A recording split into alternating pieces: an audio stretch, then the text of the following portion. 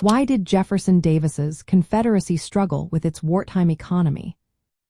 Imagine trying to run a country with a shaky financial foundation, limited resources, and enemies blocking your trade routes.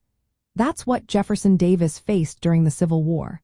When the war started, the Confederate government didn't have a strong plan to fund the fight. Davis himself wasn't well versed in managing public money, so he relied heavily on his Treasury Secretary, who was not very effective. The Confederacy mostly issued bonds and printed paper money to pay for the war, but few people wanted to buy those bonds, and taxes were not enforced well. They kept taxes low, especially on wealthy planters who owned most of the land and slaves, so the government had little income. To cover expenses, they printed more money, which caused prices to rise rapidly. Inflation got so bad that by 1864, prices increased by 600% each year. By the end of the war, the cost of living was nearly 92 times higher than before the war started.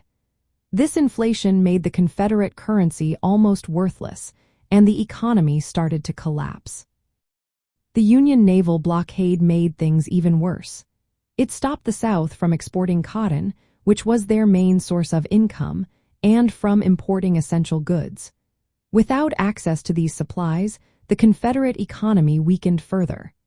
The large size of the South also created logistical problems.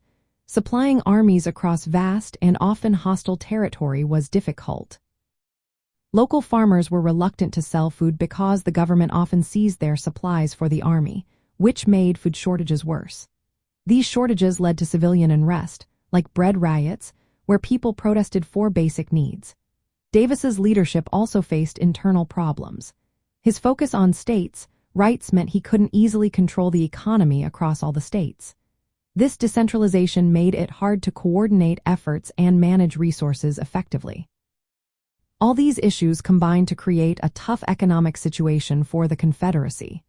Poor financial planning, weak taxation, runaway inflation, the Union blockade, logistical hurdles, and political disagreements all played a part. These problems made it difficult for the Confederacy to keep its military effort going and ultimately contributed to its defeat.